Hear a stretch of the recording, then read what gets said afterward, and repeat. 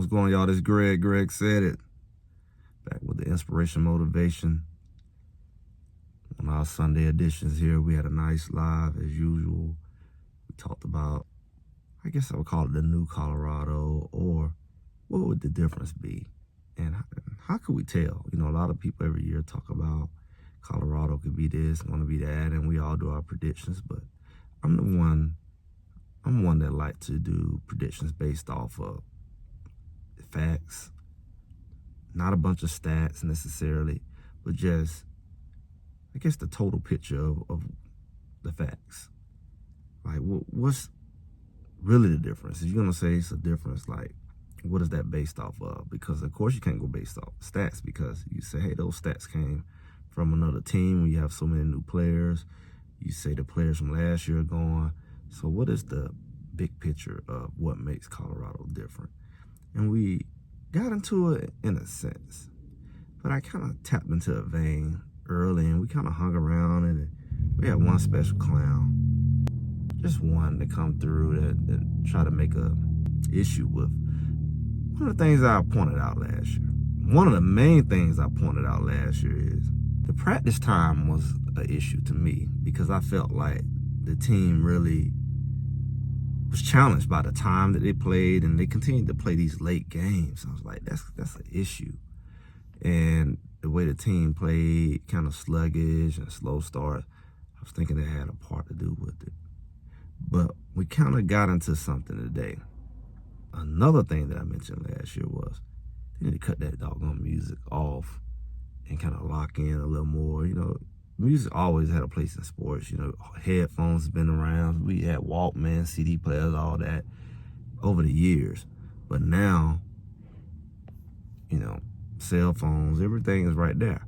So we got earbuds, we got this, we got that. And then Colorado takes it to a whole nother level. Colorado goes and get DJs, and you have locker room DJs. He's a DJ at practice. It ain't just music, but they got an actual DJ out there, and it's unique and maybe even attracted to a lot of young athletes. Maybe not all. Like, having cameras is not attracted to everyone. At least that's what some of them say.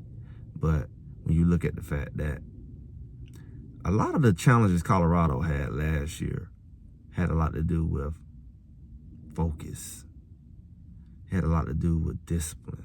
Really the last couple of years. They played better last year because I believe they had a better team. But I think a lot of the issues persist. And at some point, you may start to say, okay, is some of this part of the culture?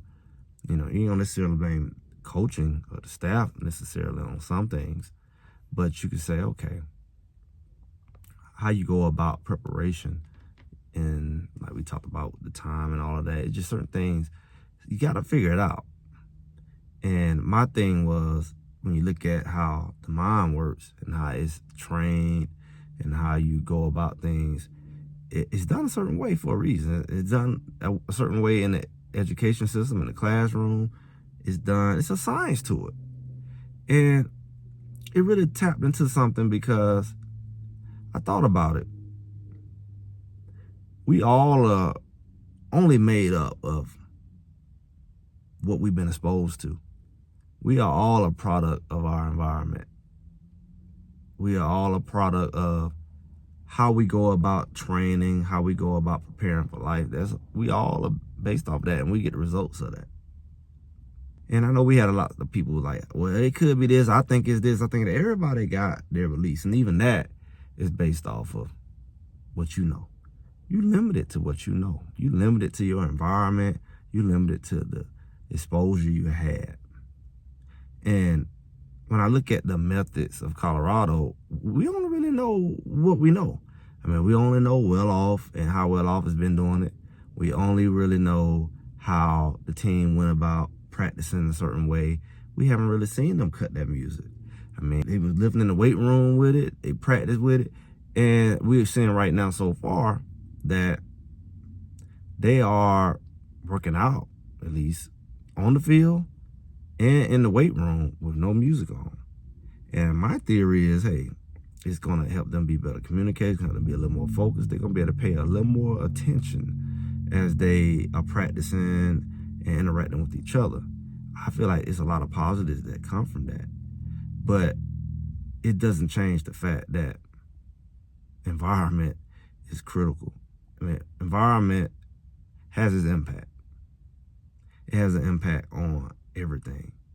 And I say it's just a matter of time before we see. And it's my hope that it don't really get into, oh, well, that's because Daddy Ball is there. That's because Shador, he was calling the plays. Because it's going to look different. Like I said, it's going to look different. We know it's going to be a different thing because you got a different quarterback with different tools, different style. I mean, he can run. You got tight ends this year, real legit tight ends and talented tight ends. The running game going to probably be better. They bigger, stronger. They got Marshall Faulk there. They got a stronger linebacker core. Everybody's coming back for the second year to a core when it comes to the staff. That's the same. The coordinators are the same this year. For both the last 2 years, of course, there were new coordinators. The coordinators left after the first season, both of them.